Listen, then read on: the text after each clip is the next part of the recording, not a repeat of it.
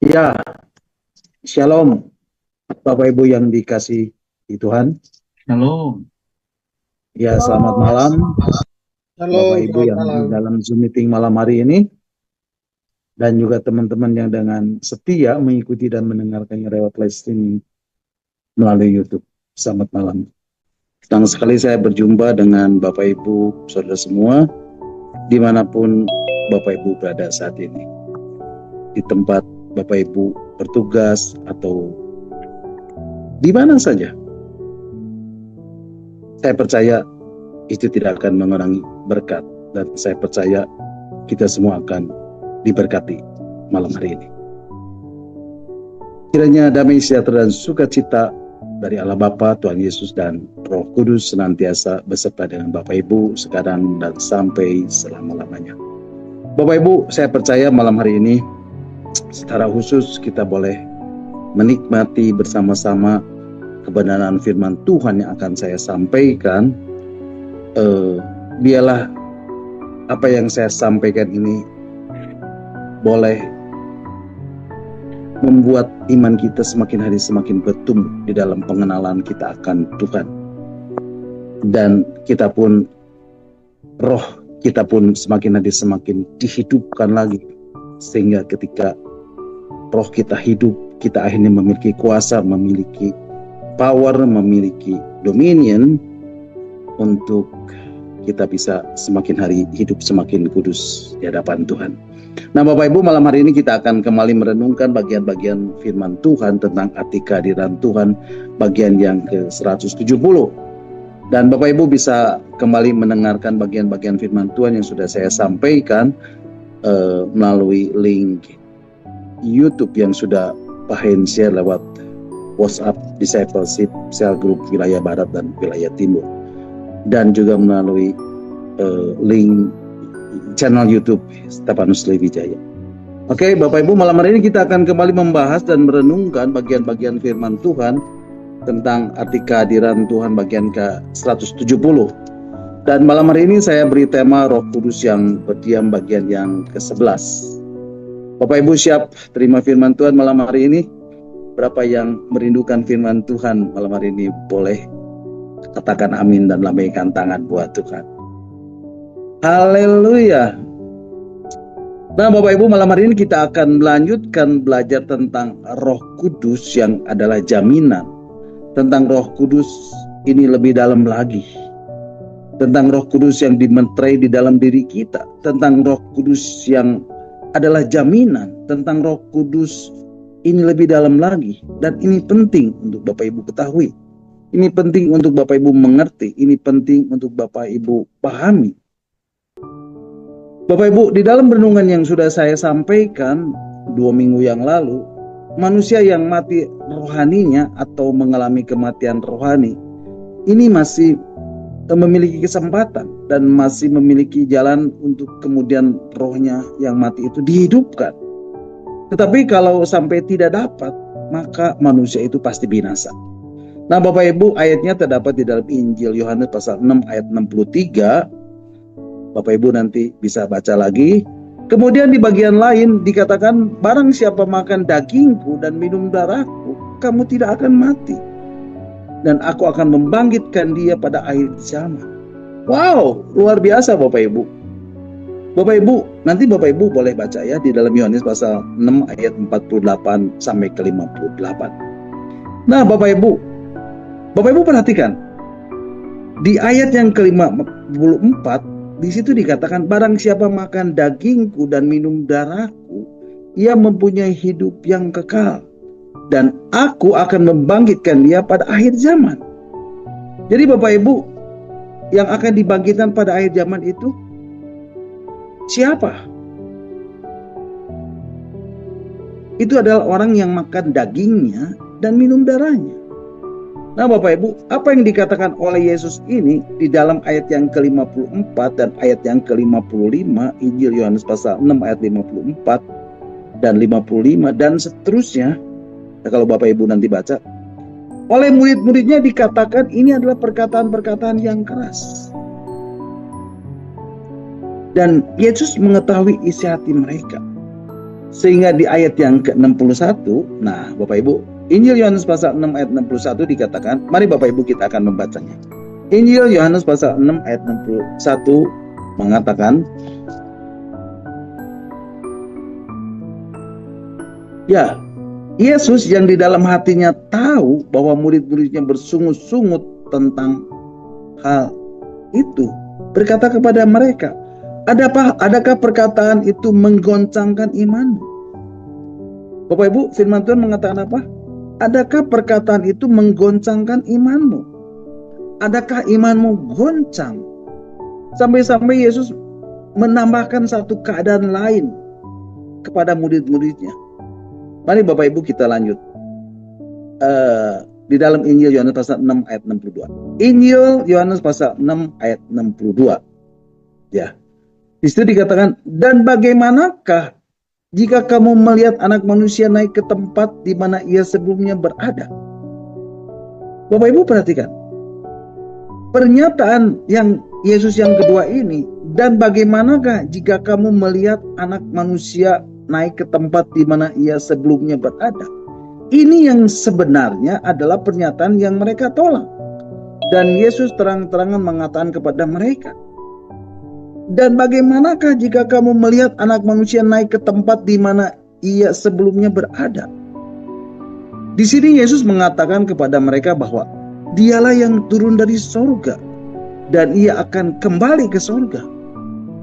Bapak Ibu, lewat pernyataan ini dikatakan, mulai dari waktu itu banyak murid-muridnya mulai mengundurkan diri dan tidak lagi mengikuti mereka. Nah Bapak Ibu, mari kita akan membacanya. Ayat ke-66. Injil Yohanes pasal 6 ayat 66. Demikianlah firman Tuhan. Mulai dari waktu itu banyak murid-muridnya mengundurkan diri dan tidak lagi mengikuti dia. Jadi Bapak Ibu, setelah Yesus melihat banyak murid-muridnya yang mengundurkan diri dan tidak lagi mengikuti dia, lalu Yesus bertanya kepada murid-muridnya yang lain di ayat yang ke-67. Mari Bapak Ibu kita akan bacanya. Yohanes pasal 6 ayat 67 mengatakan, maka kata Yesus kepada ke-12 muridnya, apakah kamu tidak mau pergi juga? Apa jawab murid-muridnya Bapak Ibu? Lalu Petrus menjawab, Bapak Ibu, di sini Petrus seolah-olah mewakili ke-12 muridnya dan berkata, ayat 68. Injil Yohanes pasal 6 ayat 68 mengatakan, jawab Simon Petrus kepadanya, Tuhan, kepada siapakah kami akan pergi? Perkataanmu adalah perkataan hidup yang kekal. Bapak Ibu, jawaban Petrus ini menarik bukan? Apa jawaban dari Petrus Bapak Ibu? Perkataanmu adalah perkataan hidup yang kekal. Bapak Ibu, di sini sangat kontra sekali dengan jawaban tadi. Perkataan ini keras. Tetapi jawab Petrus, perkataanmu adalah perkataan hidup yang kekal.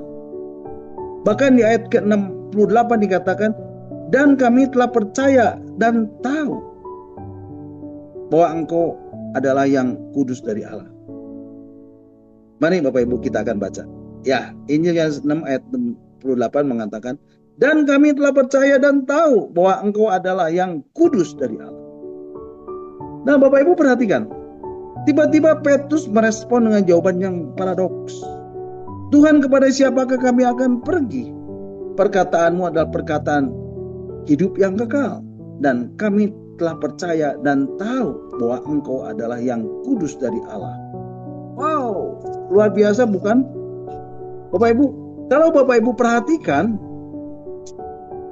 berapa murid yang saat itu yang tertinggal? 12 murid, betul? Dan yang lainnya apa Bapak Ibu? Kemana Bapak Ibu? Meninggalkan Yesus karena perkataan ini keras. Tetapi Petrus menjawab apa Bapak Ibu? Tuhan, kepada siapakah kami akan pergi? Perkataanmu adalah perkataan hidup yang kekal. Dan kami telah percaya dan tahu bahwa engkau adalah yang kudus dari Allah. Bapak Ibu, di sini Petrus sudah mengalami sesuatu. Sehingga Petrus memiliki pandangan atau respon yang berbeda dengan murid-murid yang telah meninggalkan Yesus. Dan hal ini pasti memiliki makna bagi kita orang-orang percaya. Amin. Dan ini adalah kebenaran yang pasti yang akan menguatkan Bapak Ibu. Dan yang pasti ini bukan masalah jiwa atau karakter. Pasti ada yang lebih dalam dari itu,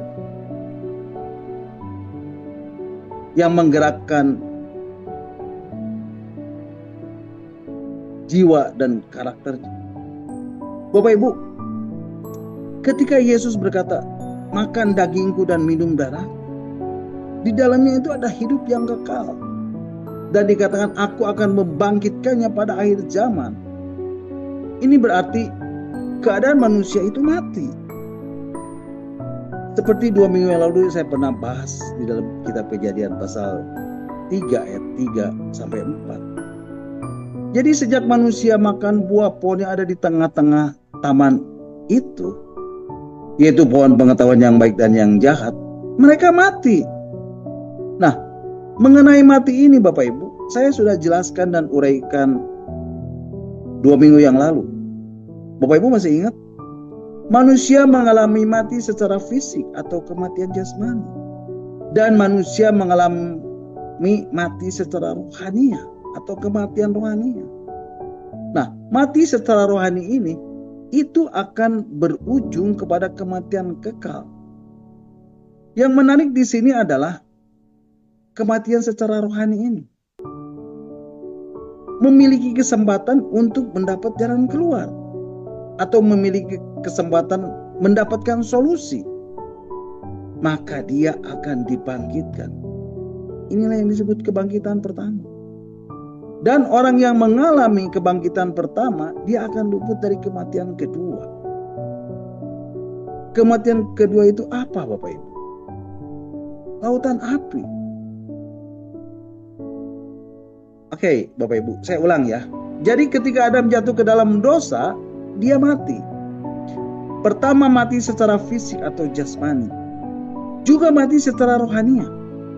Nah, kematian secara rohania ini berujung kepada kematian kekal, kematian kedua. Nah, kematian kedua itu apa Bapak Ibu? Lautan api. Jadi kematian rohani ini akan berakhir dengan kematian kedua, yaitu kematian kekal atau lautan api. Tetapi kalau menemukan jalan keluarnya, maka kematian rohani akan mengalami yang namanya kebangkitan pertama. Karena setelah mengalami kebangkitan pertama ini, maka dia pun akan luput dari kematian kedua. Yang menjadi pertanyaan adalah, apa jalan keluar itu? Atau apa jalan keluarnya? Nah Bapak Ibu, hal pertama yang Bapak Ibu harus ketahui adalah untuk dapat dibangkitkan atau cara untuk dapat dibangkitkan pada kebangkitan pertama, artinya luput dari kematian kedua, artinya masuk ke dalam hidup yang kekal, itu adalah percakapan Tuhan Yesus dengan Nikodemus yang terkenal. Yang Bapak Ibu bisa baca di dalam Injil Yohanes pasal 3 ayat 1 sampai 23. Nanti Bapak Ibu bisa baca di rumah. Apa syaratnya untuk masuk ke dalam kehidupan yang kekal dari percakapan Tuhan Yesus dengan Nikodemus, Bapak Ibu? Dilahirkan kembali. Ya, dilahirkan kembali. Jadi Bapak Ibu, dilahirkan kembali di sini itu adalah dilahirkan kembali dari air dan roh. Nah, di sini ada dua hal yang menarik, tapi yang memicunya itu hanya satu. Dilahirkan dari air dan roh. Dilahirkan dari air itu adalah tanda pertobatan Bapak Ibu. Bagaimana orang bisa bertobat? Ada Roh Kudus yang menginsafkan akan dosa, sehingga pikirannya tidak lagi membawa dia kepada keinginan untuk berbuat dosa. Bukan rohnya Bapak Ibu. Jadi kalau orang bertobat itu artinya diinsafkan akan dosanya. Dan itu dibawa kepada satu kesadaran. Kesadaran untuk apa Bapak Ibu? Kesadaran untuk mengakui dosa-dosanya dan kemudian berbalik. Dia mengakui dosa-dosanya, dia menyadari dosa-dosanya dan kemudian berbalik dan bertobat. Ya, berbalik dan bertobat. Jadi Roh Kudus itulah yang menginsafkan dia akan dosa, sehingga akhirnya dia menyadari akan keadaan dirinya. Keadaan dirinya yang bagaimana, Bapak Ibu? Yang kotor. Ya, yang kotor. Jadi dilahirkan dari air itu adalah pekerjaan Roh Kudus. Roh Kudus yang bekerja, Bapak Ibu. Kemudian dilahirkan dari Roh Kudus juga yang bekerja untuk melahirkan dia kembali. Nah, Bapak Ibu, ini yang akan kita bahas malam hari ini. Mengenai bagaimana roh manusia itu dihidupkan kembali oleh Roh Kudus. Di mana kita tahu bahwa ketika manusia jatuh ke dalam dosa, rohnya itu mati. Mati dalam arti tidak mampu lagi mengendalikan jiwanya. Rohnya tidak lagi memiliki kekuatan. Rohnya tidak lagi memiliki kuasa. Rohnya tidak lagi memiliki power. Rohnya ini menjadi penurut dan lemah dan tidak berdaya. Nah, Bapak Ibu, mari kita pelajari hal-hal yang terkait dengan keadaan manusia pada saat Adam itu diembusi oleh nismat Khaim atau nefes atau nafas roh Allah. Jadi Bapak Ibu, setiap manusia itu juga diembusi nafasnya, betul? Karena apa, Bapak Ibu? Karena firman Tuhan mengatakan ketika manusia mati, maka rohnya akan kembali kepada Bapa yang mengaruniakannya. Jadi ketika Adam jatuh ke dalam dosa, maka rohnya itu mati. Dia mati secara rohani. Mati itu artinya terputus hubungan dengan Allah. Ya, terputus hubungan dengan Allah.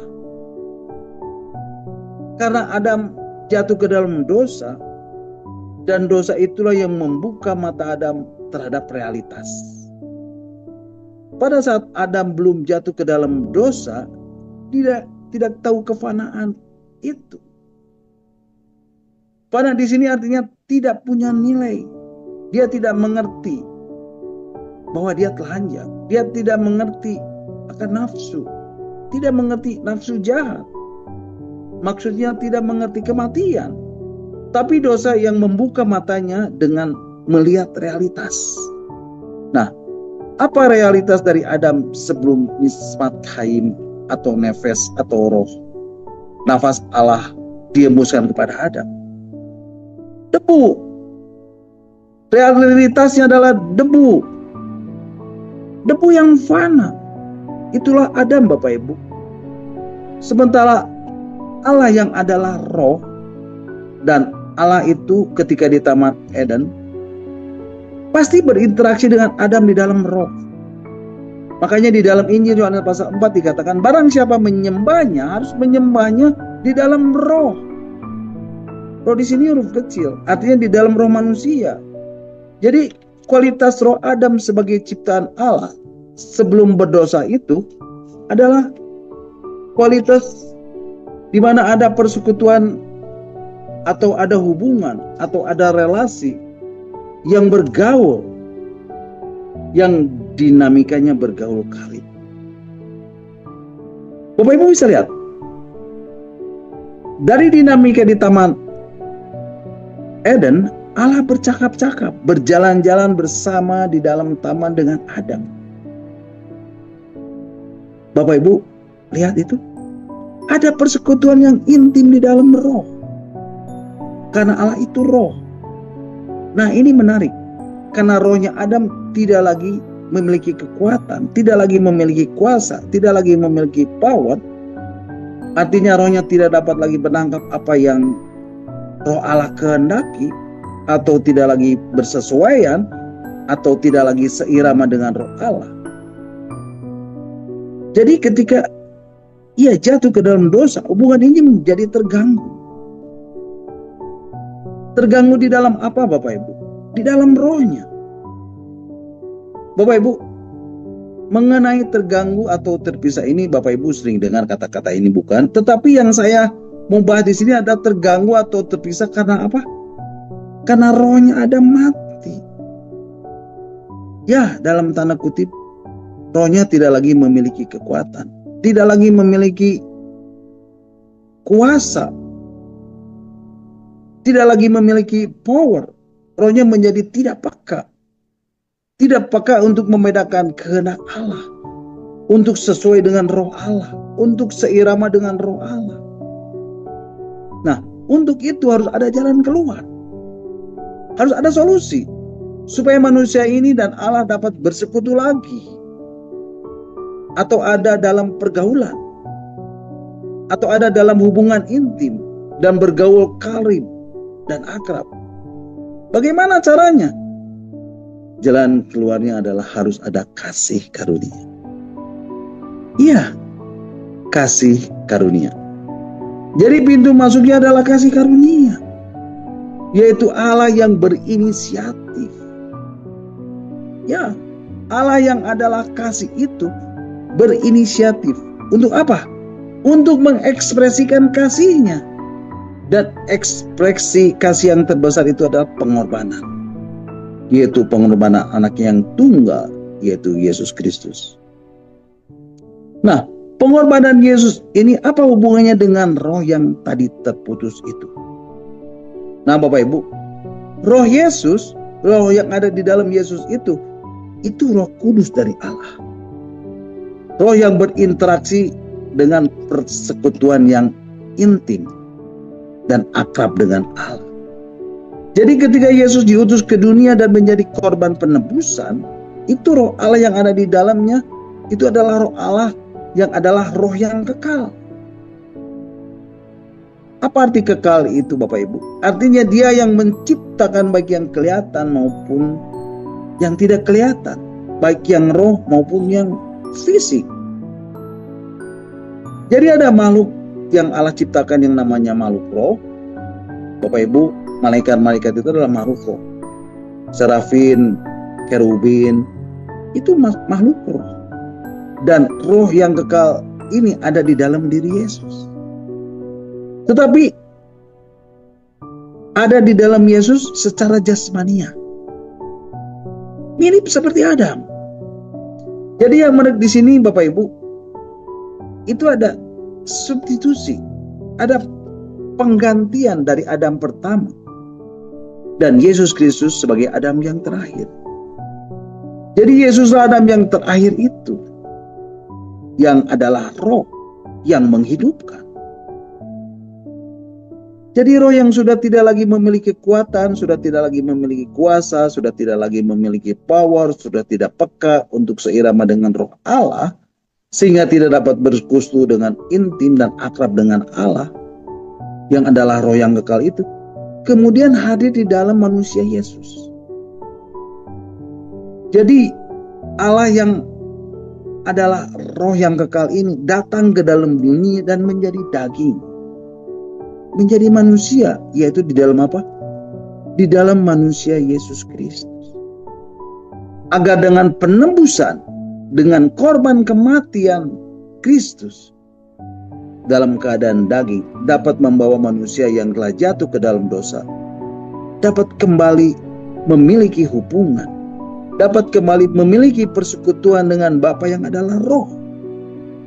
Dan itu yang memungkinkan dan berpotensi kembali memiliki kesempatan untuk masuk ke dalam kerajaan surga.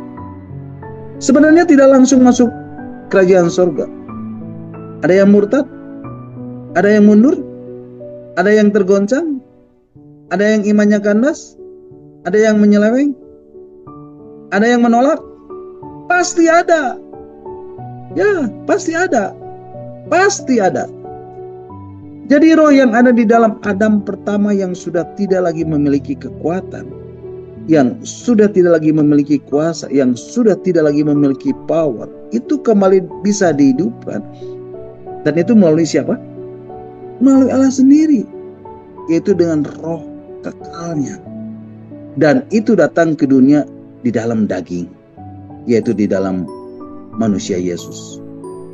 Oleh sebab itu dikatakan bahwa di dalam Dia, di dalam Yesus, secara sempurna, penuh apa Bapak Ibu? Penuh kealahan, yaitu secara jasmania, secara daging.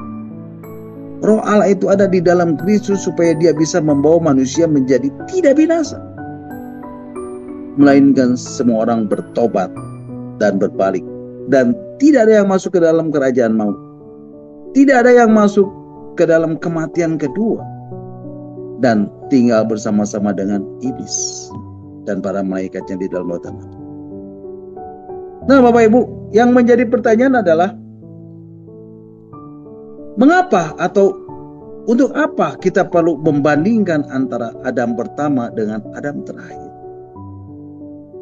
Karena ini mengacu kepada atau berbicara mengenai hubungan. Bahwa hubungan antara Adam pertama setelah jatuh ke dalam dosa itu terputus. Sehingga pada saat Adam yang terakhir yaitu Yesus Kristus, hubungan itu kembali terbentuk melalui Roh Kudus yang menghidupkan.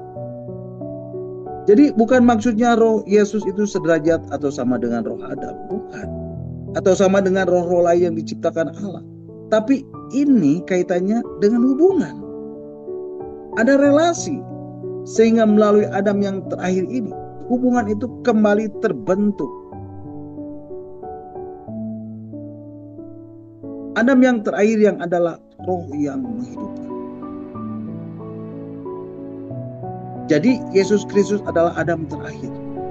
Itu artinya dialah yang membawa anak-anak Adam yang pertama untuk dapat kembali memiliki satu keadaan, untuk dapat kembali berinteraksi atau berhubungan dengan Allah yang adalah roh. Nah, Adam pertama gagal.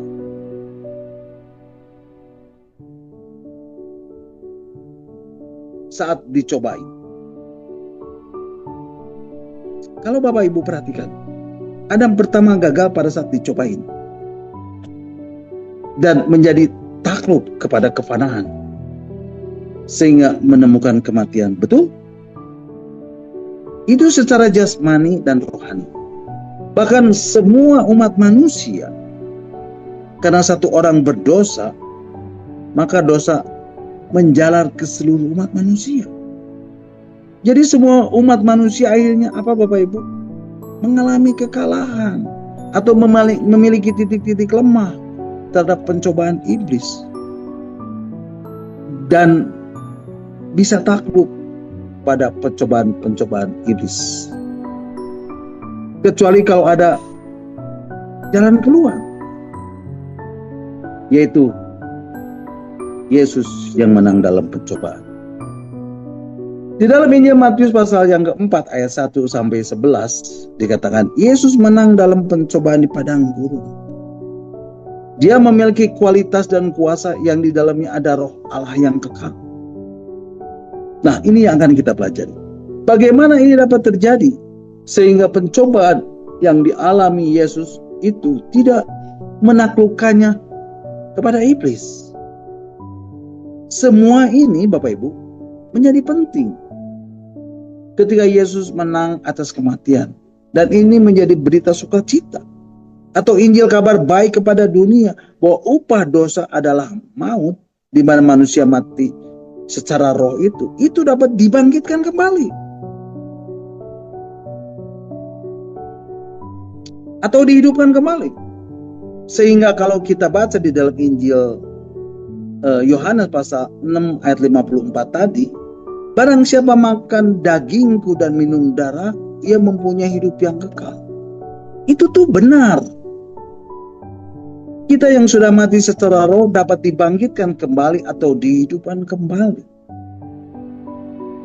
Jadi ketika Yesus menyelesaikan korban penebusan dengan memberikan darahnya, dagingnya dan darahnya, Yesus katakan dagingku dan darahku itulah yang memberikan hidup. Jadi dagingku dan darahku itu berbicara mengenai korban. Korban penebusan. Korban di atas Kalvari. Dikatakan, maka ia mempunyai hidup yang kekal. Dan rohnya menjadi hidup kembali. Yang menarik di sini adalah dibangkitkan pada akhir zaman. Nah, ini maksudnya apa? Inilah kebangkitan pertama Bapak Ibu. Berbahagialah dan kuduslah ia yang mendapat bagian dalam kebangkitan pertama. Katakan di dalam Wahyu pasal 20 ayat 6. kematian kedua tidak lagi berkuasa atas mereka. Jadi orang yang mendapatkan kebangkitan pertama adalah orang yang makan dagingnya dan minum darahnya. Artinya dia telah menyatu di dalam kematiannya. Mereka ini yang apa katanya Bapak Ibu? Mereka ini yang menjadi imam-imam Allah dan Kristus. Dan mereka akan memerintah sebagai raja bersama-sama dengan dia 1000 tahun lamanya. 1000 tahun lamanya ini apa? Ini adalah satu waktu di mana kerajaan Kristus itu berlangsung. 1000 tahun lamanya dan Kristuslah yang menjadi raja. Jadi orang-orang yang rohnya tidak memiliki kekuatan, tidak memiliki kuasa, tidak memiliki power, orang-orang yang rohnya mati, karena Adam pertama rohnya mati, kemudian bisa dibangkitkan melalui Adam yang terakhir, yaitu Yesus Kristus. Yesus Kristus itulah yang menghidupkan rohnya dengan cara menyatu dalam kematian Kristus itu, yaitu dilahirkan kembali rohnya dengan cara atau melalui apa Bapak Ibu? Melalui perkataan-perkataannya yang adalah roh, dan makan dagingnya dan minum darahnya.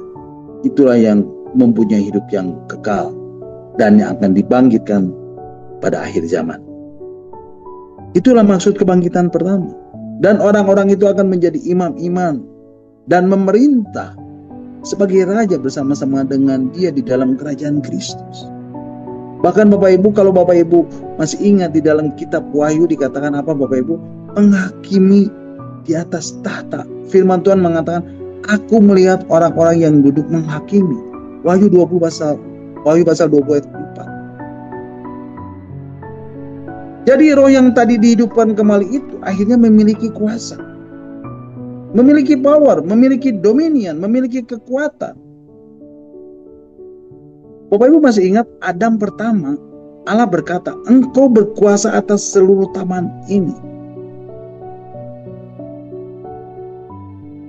Engkau berkuasa atas seluruh binatang. Dan sekarang setelah rohnya dihidupkan oleh Adam yang terakhir, dia menjadi apa Bapak Ibu? Menjadi hakim. Bapak Ibu paham sampai di sini? Bapak Ibu, mari kita akan baca ayat yang di dalam surat 1 Korintus pasal 15 ayat 45. Surat 1 Korintus pasal 15 ayat 45. Ya, surat 1 Korintus pasal 15 ayat 45 mengatakan, seperti ada tertulis, manusia pertama Adam menjadi makhluk yang hidup, tetapi Adam yang akhir menjadi roh yang menghidupkan. Bapak Ibu, firman Tuhan mengatakan apa? Manusia pertama Adam menjadi makhluk yang hidup, tetapi Adam yang akhir menjadi roh yang menghidupkan. Bapak Ibu lihat, Adam yang terakhir menjadi roh yang menghidupkan. Jadi jelas, kenapa dibilang roh yang menghidupkan? Kenapa Bapak Ibu? Karena Adam yang pertama rohnya mati. Ini berbicara mengenai apa? Kalau rohnya mati dan rohnya hidup, ini berbicara tentang apa sebenarnya? Tentang hubungan. Satu persekutuan yang intim, bergaul karib dengan Allah. Nah, Bapak Ibu, kalau Bapak Ibu mengerti ini, kita tuh nanti bisa menjawab kenapa Henok, kenapa Elia, mereka tidak mengalami kematian dan langsung diangkat ke surga. Pertanyaan-pertanyaan seperti itu bisa dijawab karena hubungan. Ya, karena bergaul karib, karena hidupnya akrab dengan Allah, karena hidupnya intim dengan Allah, yang akhirnya mereka memiliki kembali roh yang menghidupkan. Bapak Ibu paham sampai di sini? Nah Bapak Ibu, Adam yang pertama yang tidak hanya menyebabkan kematian roh, Bapak Ibu, kontras itu artinya berlawanan atau bertolak belakang. Mengkontraskan artinya mempertentangkan dua hal yang berbeda. Adam pertama menyebabkan kematian, tetapi Adam terakhir tindakannya menghidupkan roh manusia. Jadi menghidupkan roh itu melalui apa? Melalui kematiannya. Nah, di sini kita jadi mengerti tentang korban Kristus. Dan Allah sendiri yang dapat memeterai setiap orang percaya kepada korban Kristus. Allah yang memeterai semua ini Bapak Ibu. Dan ini orkestrasi dari surga. Jadi Allah mengirim anak tunggalnya hanya untuk rencana apa Bapak Ibu? Menjadi korban penebusan. Supaya Lucifer melihat bahwa sekarang ada jalan. Sekarang ada terbuka pintu, ada pintu untuk penebusan. Untuk jalan selamat. Namanya juru selamat. Untuk seluruh dunia. Ini yang membuat apa Bapak Ibu?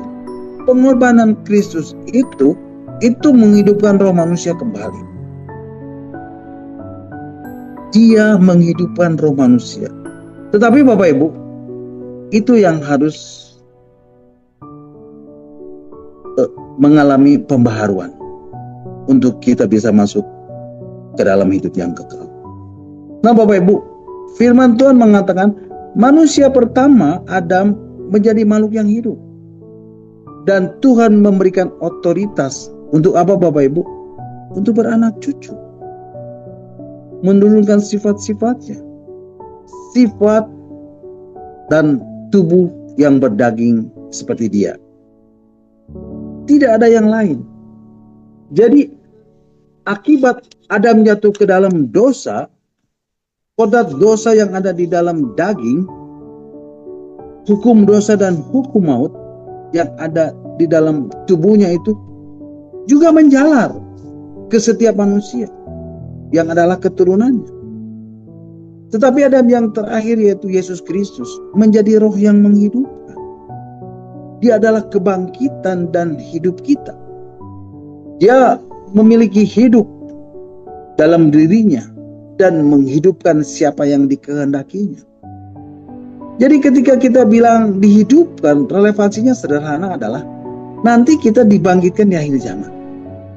Tetapi tidak mungkin orang itu dibangkitkan di akhir zaman kalau rohnya itu tidak dihidupkan sejak ada di dunia ini. Tidak mungkin. Itulah sebabnya kenapa Tuhan Yesus mengatakan kepada Nikodemus, kalau engkau tidak dilahirkan dari air dan roh,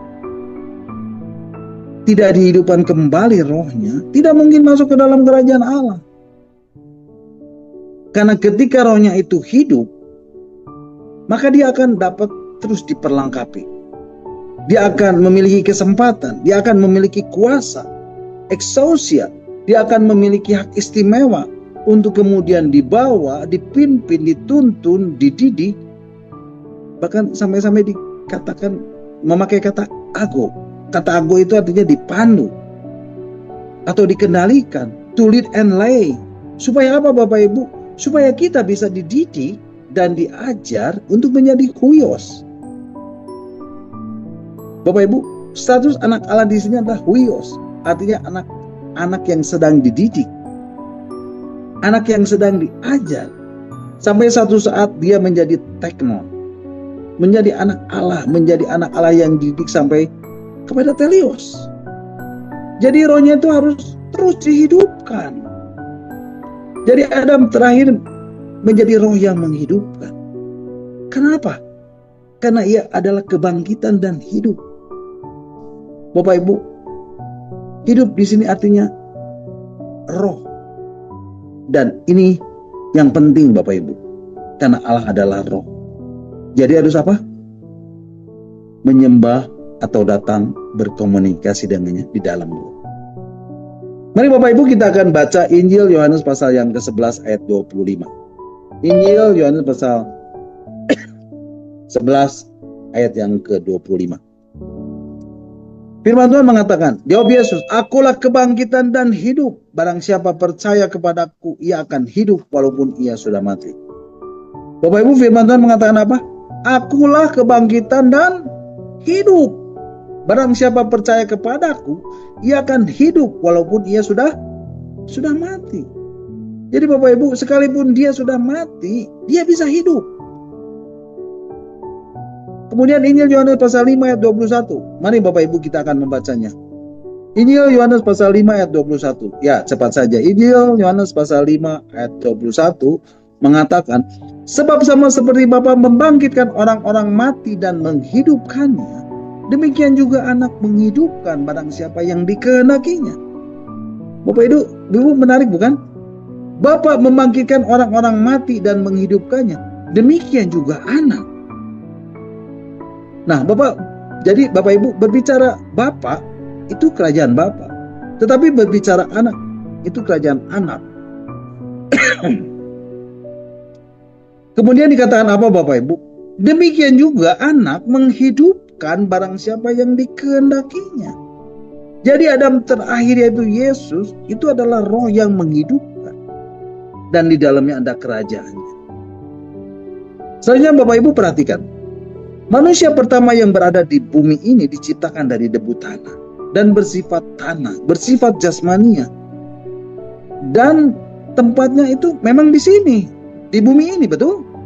Tetapi Adam yang terakhir itu adalah apa Bapak Ibu? Tuhan Yesus yang berasal dari sorga dan harus kembali ke sorga.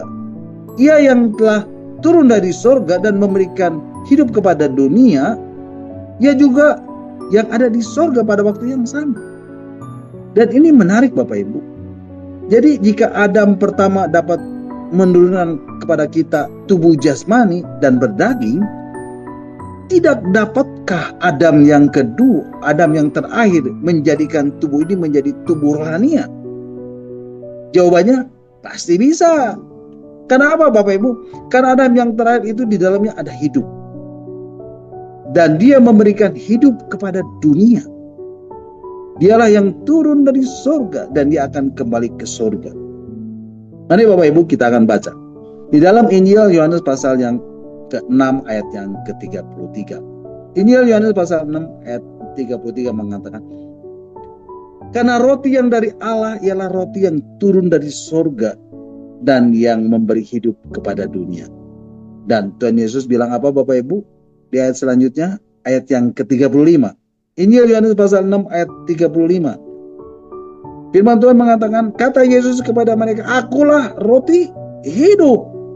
Barang siapa datang kepadaku, ia tidak akan lapar lagi. Dan barang siapa percaya kepadaku, ia tidak akan haus lagi. Bapak Ibu, firman Tuhan mengatakan apa?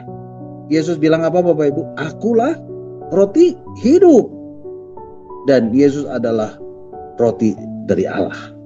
Yesus adalah roti yang turun dari surga dan yang memberi hidup kepada dunia. Injil Yohanes pasal 3 ayat 13 mengatakan, mari Bapak Ibu kita membacanya. Injil Yohanes pasal 3 ayat 13. Demikianlah firman Tuhan, tidak ada seorang pun yang telah naik ke surga selain daripada dia yang telah turun dari surga, yaitu Anak Manusia. Jadi Bapak Ibu, satu hubungan yang tadinya terputus karena rohnya tidak memiliki kekuatan, karena rohnya tidak memiliki kuasa, karena rohnya tidak memiliki power dan tidak memiliki kepekaan, artinya tidak bisa menemukan secara persis apa yang Allah kehendaki, tidak seirama dengan roh Allah karena Allah itu roh, karena rohnya mati. Nah, Adam terakhir itu yaitu Yesus Kristus, itu adalah roh yang menghidupkan. Menghidupkannya dengan cara apa Bapak Ibu? Atau melalui apa Bapak Ibu? Melalui kematiannya. Ya, kematiannya itulah satu-satunya cara dan tidak ada cara lain.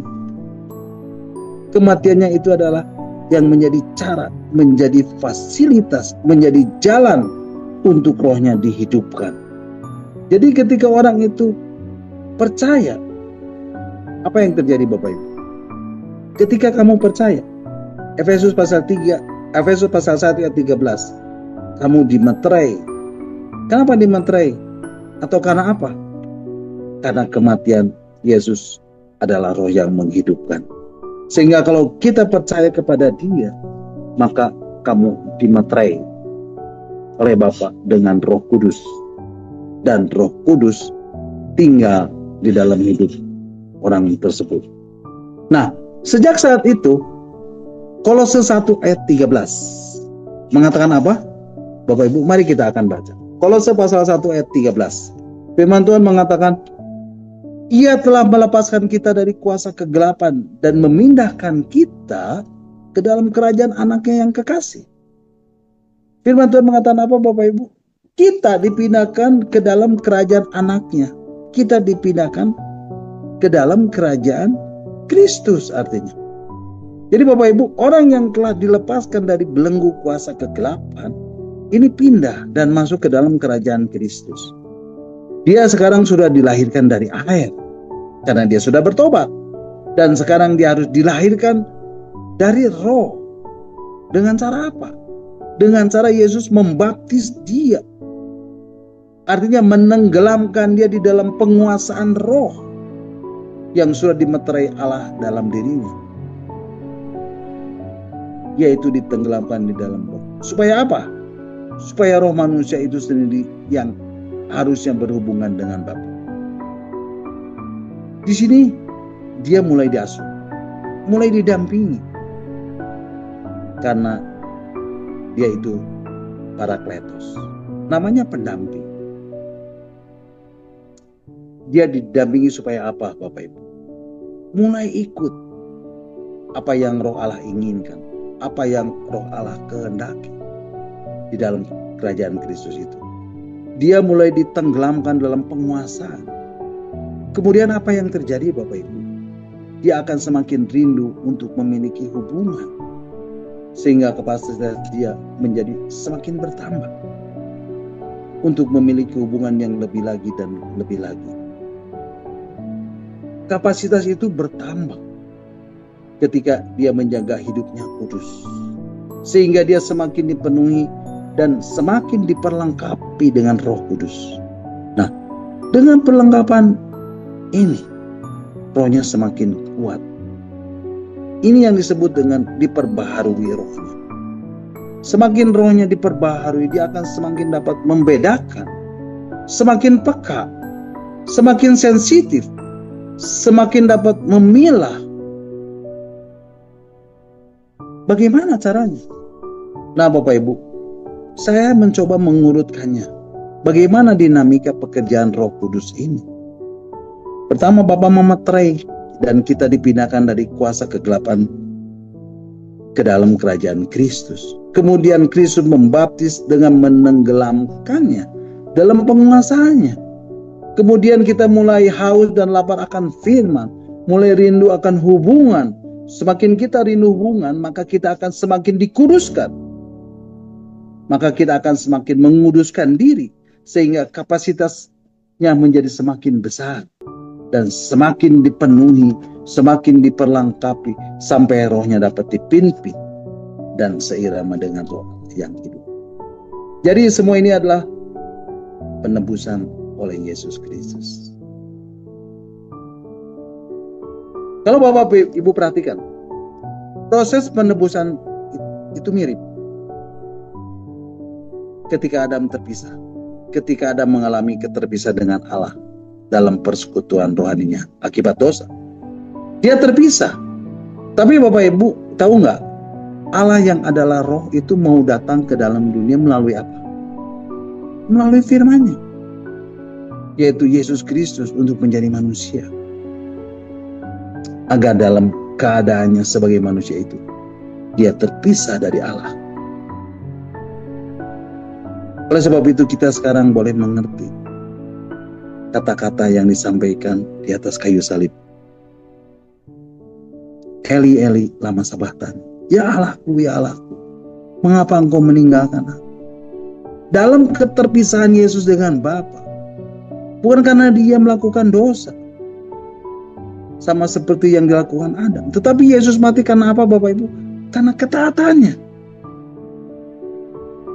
karena kesempurnaannya, karena kekudusannya. Ketaatan kepada kehendak Allah. Kesempurnaan artinya adalah gambaran Allah itu ada di dalam dia. Dan kekudusan artinya dia tidak dapat disentuh oleh kenajisan atau dosa. Jadi di dalam ketaatan, nah Bapak Ibu perhatikan, kesempurnaan dan kekudusan itu, dia menjadi sama seperti manusia. Dan di dalam keadaan sama seperti manusia, sehingga dia terpisah dari Allah. Agar orang-orang percaya yang menerimanya, menerima dia sebagai juru selamat, tidak mengalami kematian kekal itu. Jadi dosa yang membuat keterpisahan itu diorkestrasi oleh Yesus dalam keadaan terpisah dari Allah. Dia terpisah dari Allah. Dan ini paralel dengan Adam pertama yang terpisah dari Allah karena dosa. Dan sekarang Yesus mengambil dosa itu. Dan Yesus terpisah dari Allah. Kelihatannya dia terpisah dan keadaannya menjadi sama. Jadi proses penebusan itu sempurna. Dalam keadaan yang persis sama. Nah Bapak Ibu, setiap roh manusia berasal dari Allah. Segala yang dikaruniakan Allah dari surga adalah anugerah yang sempurna. Amin. Yakobus 1 ayat 17. Mari Bapak Ibu kita akan membacanya. Yakobus 1 ayat 17. Ya, Yakobus 1 ayat 17 firman Tuhan mengatakan, setiap pemberian yang baik dan setiap anugerah yang sempurna datangnya dari atas, diturunkan dari Bapa segala terang. Padanya tidak ada perubahan atau bayangan karena pertukaran. Bapak Ibu bayangkan, karena pertukaran sempurna, setiap roh manusia yang berasal dari Allah, segala yang dikaruniakan Allah dari surga adalah anugerah yang sempurna. Ibrani 12 ayat 9b. Ya, Ibrani pasal 12 ayat 9b. Firman Tuhan mengatakan, mari Bapak Ibu kita akan membacanya. Ibrani 12 ayat 9b, demikianlah firman Tuhan. Kalau demikian, bukankah kita harus lebih taat kepada Bapa segala roh, supaya kita boleh hidup? Dikatakan Bapa segala roh. Jadi Bapak Ibu, roh manusia adalah anugerah yang sempurna yang dikaruniakan oleh Allah. Tapi kenapa Tuhan mengajarkan bahwa setiap manusia harus dilahirkan kembali agar kita bisa masuk ke dalam kerajaan surga? Nah Bapak Ibu, sebagai ayat terakhir, mari Bapak Ibu kita akan baca dalam Injil Yohanes pasal yang ketiga, ayat 5-8. Yohanes pasal 3 ayat 5-8 mengatakan, jawab Yesus, aku berkata kepadamu, sesungguhnya jika seorang tidak dilahirkan dari air dan roh, ia tidak dapat masuk ke dalam kerajaan Allah. Apa yang dilahirkan dari daging adalah daging, dan apa yang dilahirkan dari roh adalah roh. Janganlah engkau heran, karena aku berkata kepadamu, kamu harus dilahirkan kembali. Ayat 8, angin bertiup kemana ia mau, dan engkau mendengar bunyinya, tetapi engkau tidak tahu dari mana ia datang atau kemana pergi. Demikian halnya dengan tiap-tiap orang yang lahir dari roh. Bapak Ibu perhatikan, firman Tuhan mengatakan, sesungguhnya jika seorang tidak dilahirkan dari air dan roh, ia tidak dapat masuk ke dalam kerajaan Allah. Jadi Bapak Ibu, setiap orang harus dilahirkan kembali dari air dan roh untuk masuk ke dalam kerajaan surga. Tetapi tadi dikatakan bahwa semua anugerah yang datang dari Allah itu sempurna, yaitu dari Bapa yang adalah Bapa segala roh. Tetapi manusia ini sudah jatuh ke dalam dosa. Jadi setiap manusia memiliki sinful nature sejak dari dalam kandungan. Karena tabiat kejatuhan alam yang diturunkan dari keturunan ke keturunan, dari generasi ke generasi, kematian dan dosa menjadi bagian dari manusia yang telah kehilangan kemuliaan Allah dan terang hidup dalam persekutuan dengan Bapa. Dosa membuat manusia apa Bapak Ibu? Terpisah dari Allah. Tetapi dengan kematian Kristus, maka semua akibat dosa atau hukum dosa atau hukum maut itu ditanggungnya. Tetapi apa Bapak Ibu? Sinful nature atau kodrat dosa itu tersisa di dalam setiap manusia. Sehingga masih ada keinginan atau kesenangan untuk berbuat dosa. Jadi Bapak Ibu bisa bayangkan bahwa roh itu mengikuti sinful nature. Roh itu mengikuti keinginannya dan rohnya menjadi apa Bapak Ibu? Menjadi lemah. menjadi tidak memiliki kekuatan, menjadi tidak memiliki kuasa, menjadi tidak memiliki power, tidak berdaya, sehingga manusia cenderung mengikuti keinginan daging dan mengikuti tabiat dosa. Tetapi Tuhan Yesus mengatakan setiap orang yang dilahirkan kembali dari air dan roh. Nah, manusia yang sudah dilahirkan kembali dari roh akan menuruti hukum-hukum Allah. Jadi ketika kita sudah dilahirkan kembali dari roh itu, artinya sudah ditenggelamkan dalam penguasaan Roh Kudus. Sehingga Rasul Paulus berkata di dalam surat Roma pasal 7 ayat 21 dan 25, di dalam batinku aku suka hukum Allah. Nah, Bapak Ibu perhatikan, ketika seseorang baru bertobat, dia pasti bergairah dalam membaca firman Tuhan, betul? Rindu untuk bersekutu dengan Tuhan. Dan kita pun pasti mengalaminya, bukan? Kita mengalami situasi yang seperti itu, bukan? Hidup bersekutu dengan Tuhan, menuruti hukum-hukum Allah dan tidak lagi hidup di dalam dosa. Sehingga ketika orang yang sudah dilahirkan kembali itu jatuh ke dalam dosa dan kesalahan, maka sikap hatinya akan tulus. Dan apa Bapak Ibu? Dan akan mengakui keberadaannya. Yang butuh kasih karunia dan anugerah pengampunan dari Allah. Jadi kalau seseorang sudah dimeterai Roh Kudus, kemudian dia dengan tidak sadar dia berbuat dosa atau jatuh ke dalam dosa, maka ia akan punya kesadaran dan kembali bertobat. Itu artinya orang itu sudah dilahirkan dari roh. Sudah ada roh di dalam dirinya yang benar-benar membawa dia untuk kembali ke jalan yang benar. Inilah pekerjaan Roh Kudus dalam loh hati manusia. Bapak Ibu, manusia yang telah lahir kembali akan memiliki roh yang berbeda. Kenapa Bapak Ibu? Karena dia telah dimeterai oleh Roh Kudus. Dimeterai dengan Roh Kudus, sehingga rohnya akan menuruti kehendak Allah dalam iman di dalam nama Yesus Kristus.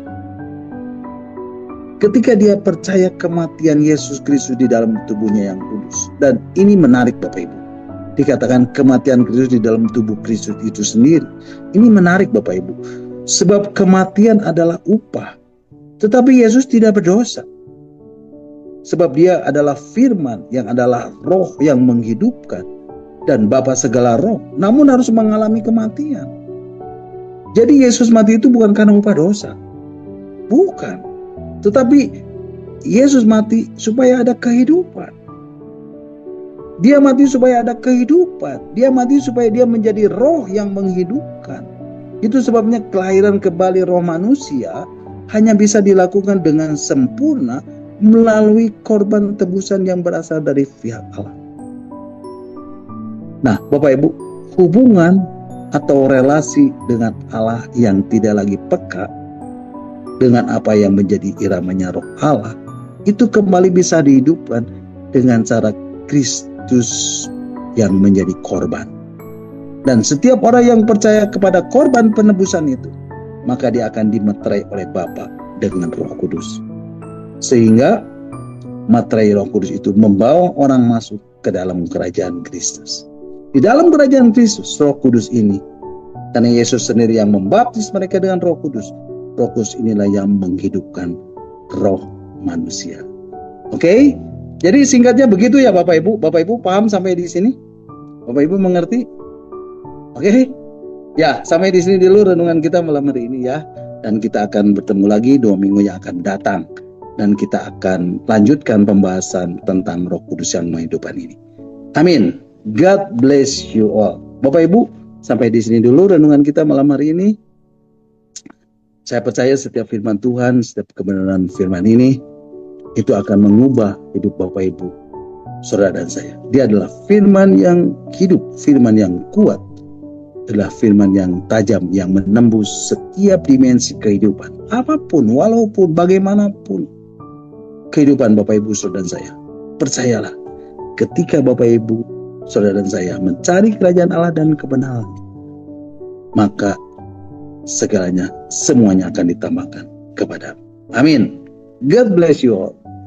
Mari Bapak Ibu, kita akan kembali mengucap syukur buat renungan yang sudah kita dengar dan yang sudah saya sampaikan, dan kita akan berdoa.